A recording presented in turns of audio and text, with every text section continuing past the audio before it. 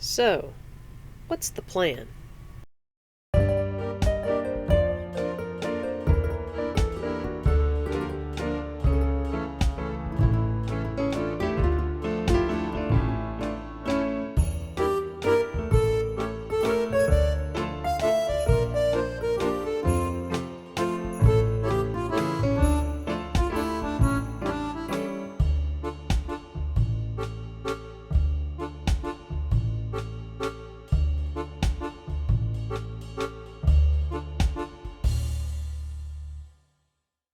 Presenting my latest purchase. I got a rotary cutter and a cutting pad board cutting mat. Yeah, cutting mat. Now, alright, so I had a gift certificate and I went and got a rotary cutter. Never had a rotary cutter ever, but I used one for the first time at a quilting guild that I'm participating in. And the mat, okay, so funny story about the mat. I go to buy the rotary cutter at a quilt shop in town, and I was surprised at how much rotary cutters cost. And there's like replacement blades, and I'm trying to look at there and see where stuff's manufactured, and nothing's made in America, but I think this one's made in Japan, so we're allied with them, right? So, bought the rotary cutter, and I thought, man, now all I need is a cutting mat. Like I had seen on other YouTube videos, like I had seen in the Quilt Guild, and I go to the mats, and they are very much out of my price range. The smallest mat they had was over 50 bucks. And I was like, oh, no, no, no, I can't do this. The only reason I was even in the quilt shop was because I had a gift certificate for the rotary cutter. And I was feeling pretty bad. Like, man, I'm wanting to get into this quilt thing, and I'm finding that quilting is a hobby that requires money, like funding. It's not a cheap. I was, okay, I'm naive. When I was thinking about doing quilting, I was thinking it was going to go parallel with how I try to save and recycle and upcycle material, thread. I wasn't thinking it was going to cost. I didn't think cutting mats were going to be so expensive. And so, discouraged, I left the quilting shop because I didn't have that budget for the small cutting mat. And the large cutting mats were even more pricey. I'm like, oh man, I could not imagine indulging myself and buying a cutting mat that was going to be like over $100. And now I really appreciate seeing other people's cutting mats and thinking, wow, those people have got so much money invested in cutting mats. Plus, I don't have a tabletop big enough except for the kitchen table to even use such a large mat. And I said, okay, whoa, step it back, step it back. Let's not spend a lot of money here at the beginning. Let's see what we could do with what we got. And later on that day, I had to go to Walmart and get something, and I had this idea. Hey, they have a craft section, they have sewing material area, and sure enough, by gum, they had cutting mats. This was the only size cutting mat they had available. And that's okay, but it was $6. And made in China. Wasn't too pleased about that, but for just being able to use my rotary cutter, I bought this mat, and it's small, and everyone's probably all these novice quilters are probably shaking their head. Oh, she's going to regret wasting $6 on that cutting mat when she gets to using it. I know, you get what you pay for. I've heard it all before. Don't put those kind of comments down there. But look, guys, I have no prerequisite knowledge here. I am winging this on some things. I have seen those large mats. Cannot buy those large mats. But today, for your viewing pleasure, behold, I'm going to be doing some sorting on this fabric. So the first pit of fabric that I get out of this bundle is a handful of flannels, probably some kids' flannel sheets. They got some sports theme, cowboys and Indians, boats, and very nice flannel fabric, very soft. I put that to the side and pull out some solids, but then I noticed that some of this is actually reclaimed bits of clothing. So here's a sleeve, a polyester red sleeve. You know how it is with polyester in me. So I put the polyester to one side, and I'm taking these solids and trying to give it a good refold. Put that to the side there, and found the polyester square to go with my collection in the tote. There's some pieces here that look like they may have been cut already for a project. So I'm going to put those in one pile.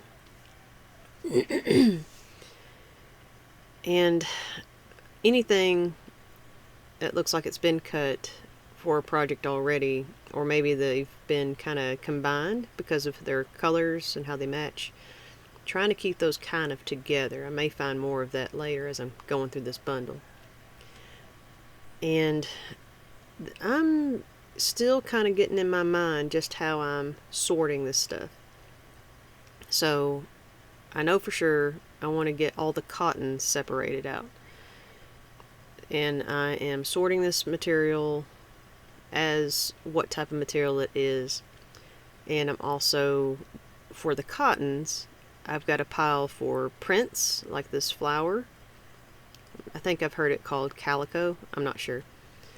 But I've got several of these beautiful floral or floral themed prints. And putting those to the side, grouping those together. I've got some solids started. And the items that are not cotton, I'm putting those out of frame over to the side. I don't know what to do with those, but I know they're not going to be a high priority. I found some more kids fabric, the little Hello Kitty, some Dora, and maybe I'll just keep those separate too. When I was going through this and doing the cotton sorting, I had to think what kind of categories. So there's solids, there's floral prints, there's prints that are not floral, there's the children theme print, there's some stripes, but I keep finding those polyester squares in this bundle, this sheet that I've tied all the corners to. And that's good.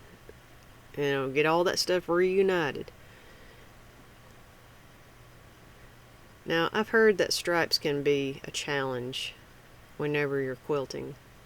So I'm going to keep those separate. I'm not sure if I'm ready for challenge.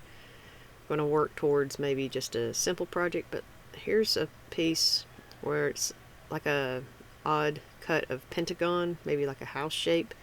Someone already had an idea of what they wanted to do for this material. Now, whether or not I'm going to find out what that idea was, because I have in some other piles seen, like as I was stuffing those bags, I've seen quilt squares that were started. And I'm not sure really of the name of those squares.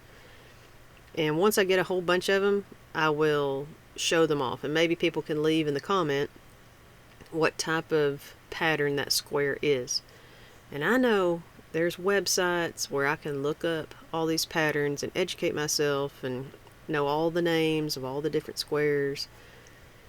And I'm not sure that I've got that time for that kind of education at this phase of my life. I'm just going to kind of have to pick it up as I go.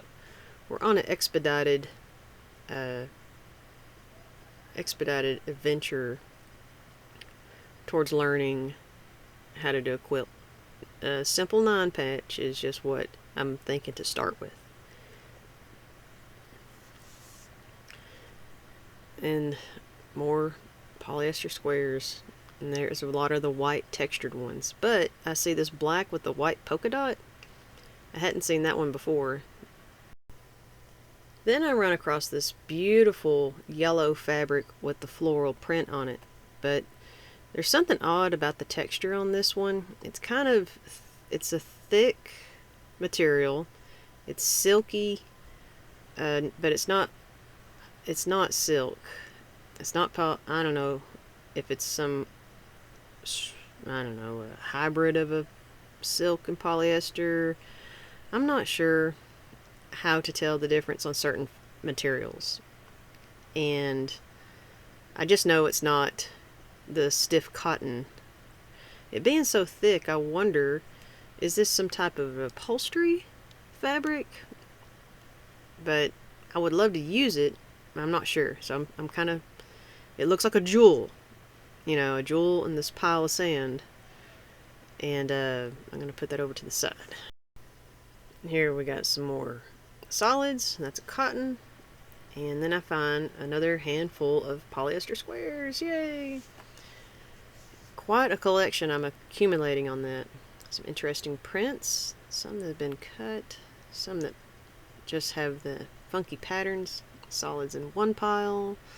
Oh, now here we go again. It's some of that material that's slick and looks like upholstery fabric. Luckily, there's a name or something on the rim. The one side says dry cleaning recommended. So does that mean this fabric would have been meant for a wardrobe piece? I don't know. I found a few pieces that did look like it might have come from someone who made clothing.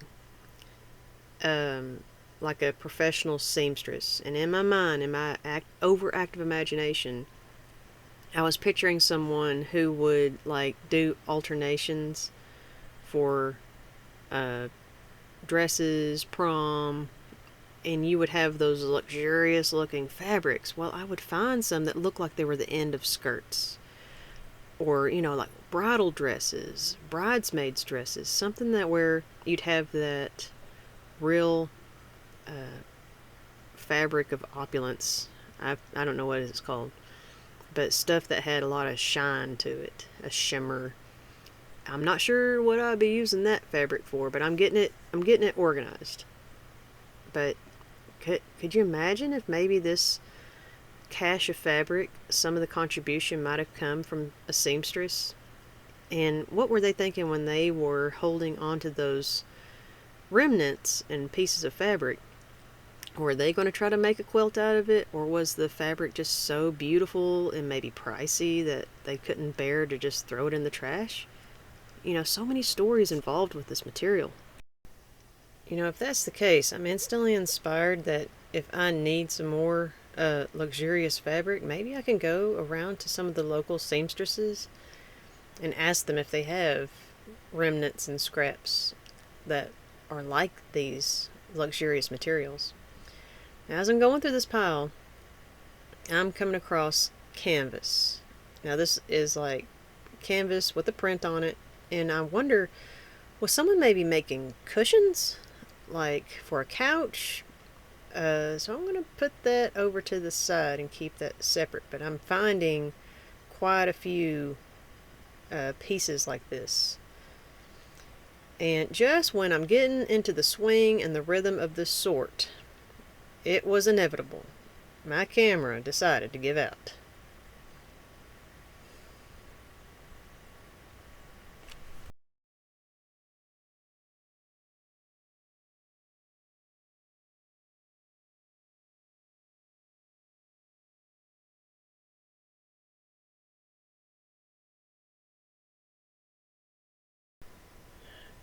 Alright, forgive me for the quality of the framing here. I'm not used to filming with my phone.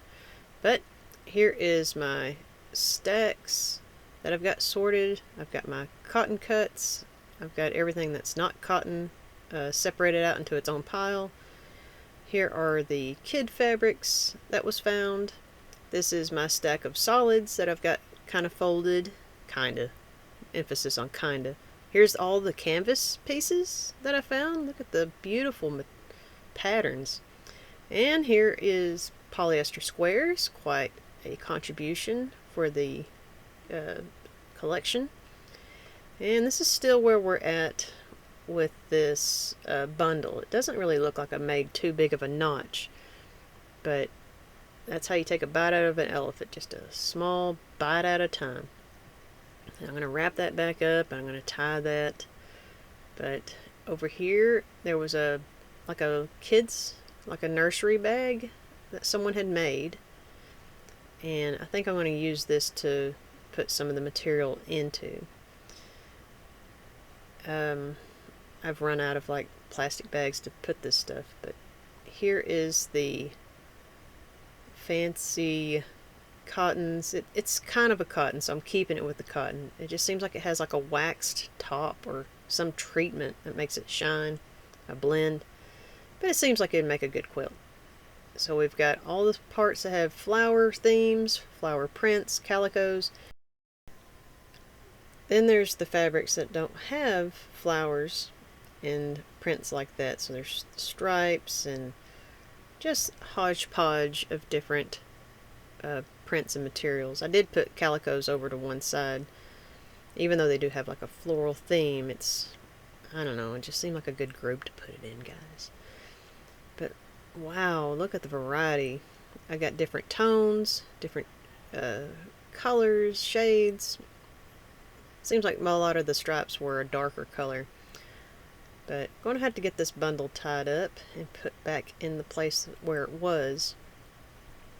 I'm trying to figure out, see, that's where the bundle's going to have to go. That's where it came from.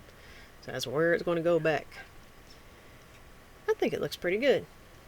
Polyester squares get put into that box that I sorted on a previous video. And I've got some more greens to contribute. And some of the reds. It was pretty cool that I had a lot of squares that were cut to the same size this time. So in this pile, I at least had that consistency. Look, we got the red, and I'm trying to sort with one hand and hold the phone with the other because I don't have a tripod that can hold the phone. Yeah, I gotta say, I don't really like the filming quality of using the camera on my phone.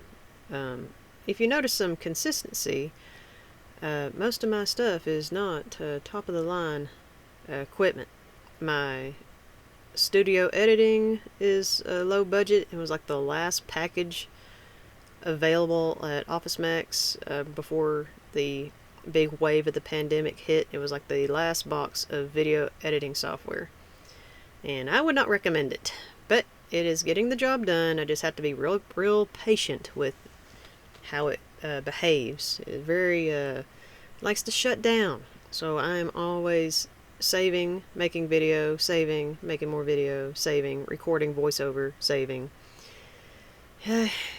When you live on the cheap, you got to learn how to be patient, clever, watch for patterns, and learn to deal with quirks. And I guess that goes also for, bought a camera that seems to really love to eat batteries. So let me go to the store, get some more batteries so I can make some better films. But look at all the polyester I've got in this tote now. It is getting to be quite hefty. Thanks, guys.